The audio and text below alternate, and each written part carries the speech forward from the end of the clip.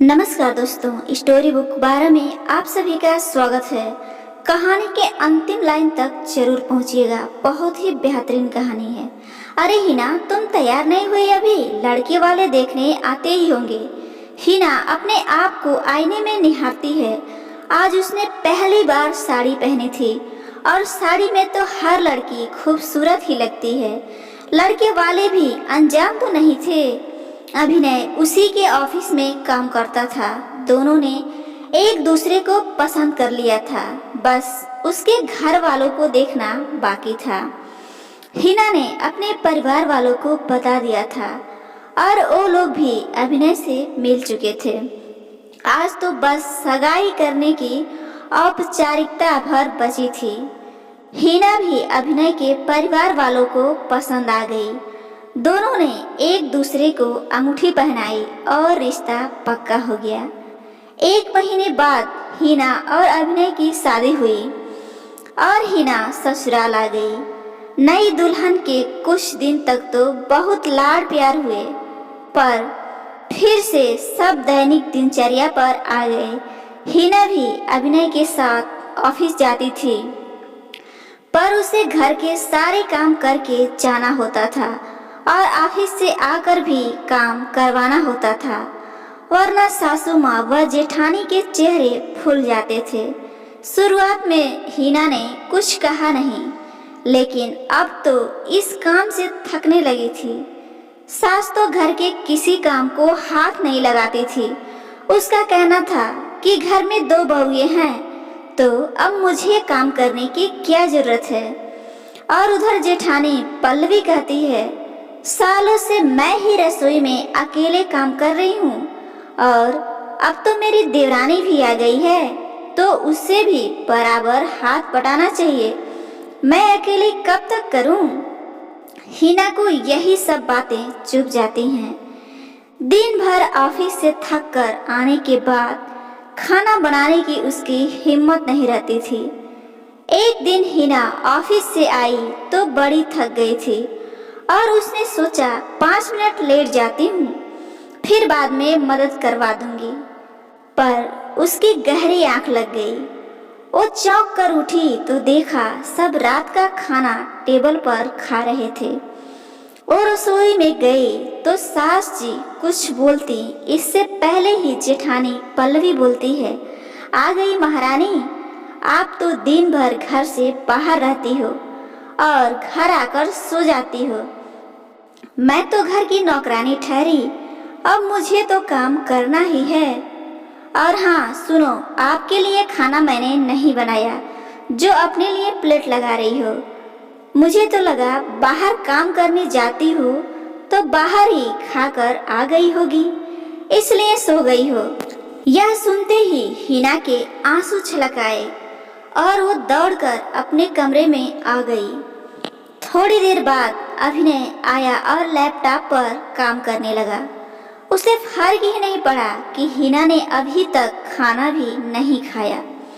हिना फिर बोली, आपको मेरी तो फिक्र ही नहीं है। मैं शाम से भूखी हूँ और आप खाना खाकर चले आए।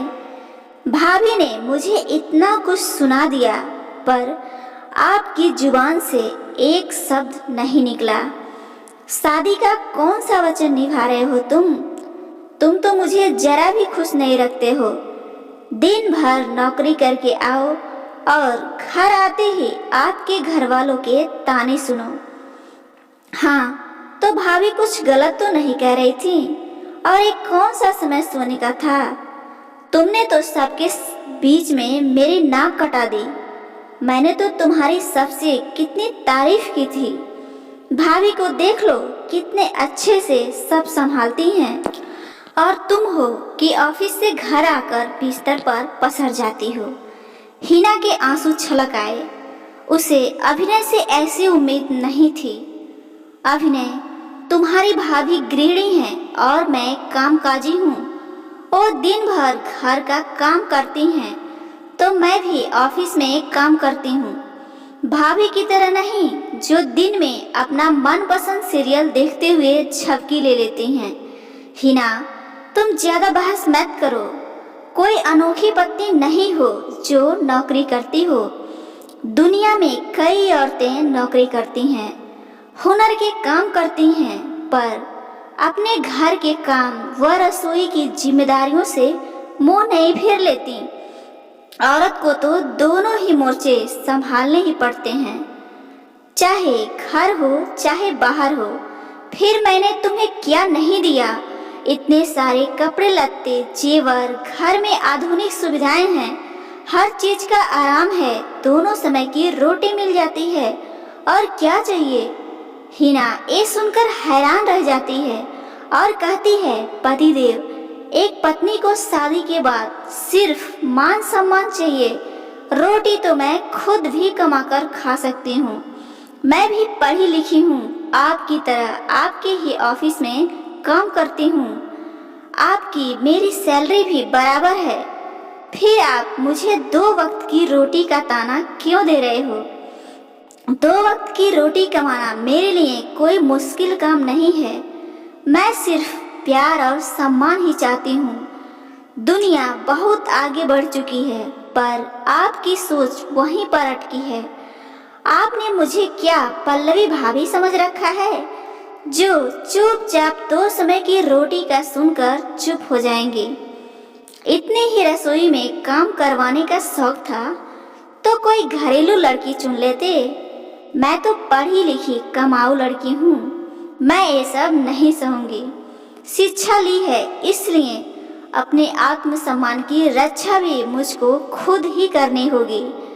मैं अपने आत्मसम्मान की रोज धज्जियां उड़ते नहीं देख सकती। हिना, तुम कुछ ज्यादा ही बोल रही हो। अपनी कमाई और नौकरी पर इतना घमंड करना भी अच्छा नहीं है। परेशान हो गई हो तो नौकरी छोड़ दो, पर काम तो तुम्हें करवाना ही होगा। नौकरी अपनी जगह है और काम अपनी जगह है। मेड तो आती है, बस खाना ही तो बनाना है, और उसके लिए हम कोई खाना बनाने वाले भी नहीं रख सकते, क्योंकि सबको बहुओं के हाथ का ही खाना खाना होता है, और ये सब बहुओं के कर्तव्य होते हैं। अच्छा, तो बेटे के तो कोई कर्तव्य नहीं होते?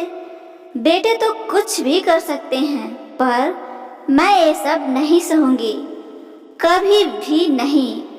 अगले दिन सुबह होते हैं हिना ऑफिस के लिए तैयार हो जाती है, पर वो रसोई में मदद के लिए नहीं जाती है और सीधे ही अपने ऑफिस के लिए निकल जाती है, और उस दिन वही ऑफिस में खाना खाकर आ जाती है। रात को आकर अपने कमरे में सोने के लिए जाती है। तभी अभिनय चिल्लाकर बोलता है, ये क्या तरीका है? भाभी अकेले काम कर रही हैं और तुम कमरे में आराम कर रही हो। तुम्हें मेरी इज्जत की जरा भी परवाह नहीं है। तब हिना बोलती है, तुम्हें मेरी परवाह है? उस दिन रात को मैं भूखी सोई थी।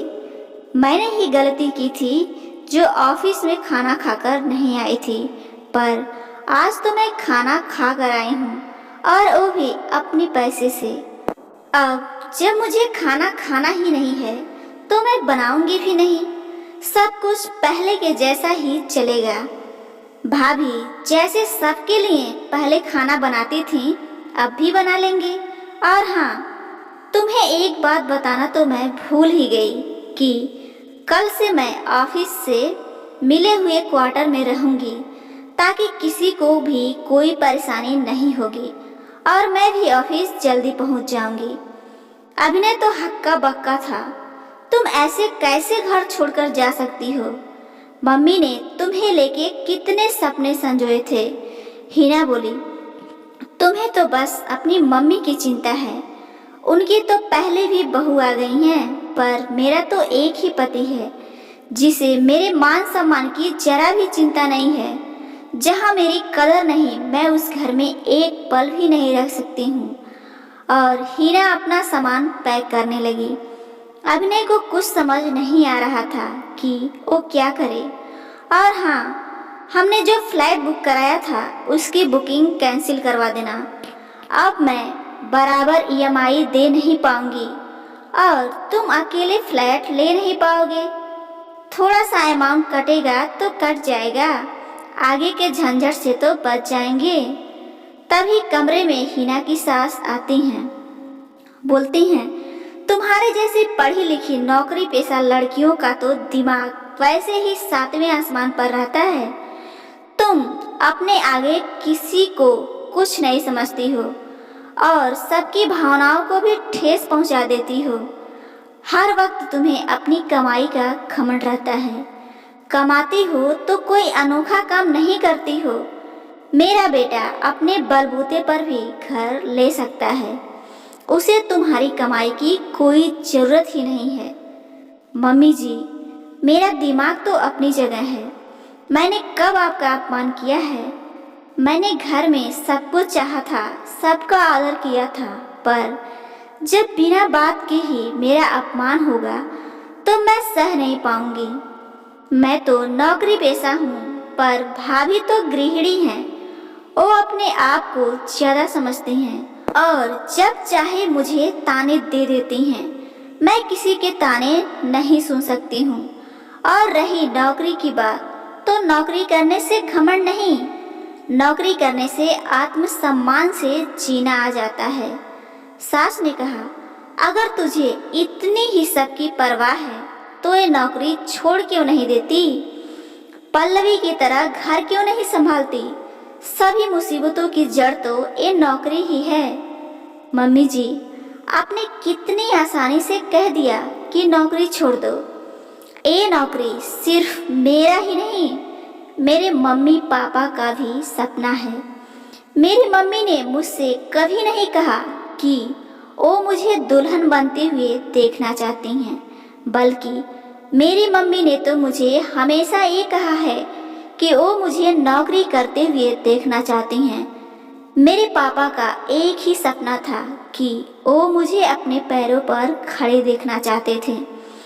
मैं अपने मम्मी पापा का सपना जीती हूँ तो मैं नौकरी छोड़ नहीं सकती हूँ, पर हाँ, जो मेरी नौकरी के खिलाफ है तो मैं उनको छोड़ सकती हूँ। हिना की बातों से अभिनय की आंखें खुल गई और वो कहने लगा, हिना, तुम कहीं नहीं जाओगी, सारी गलती मेरी है।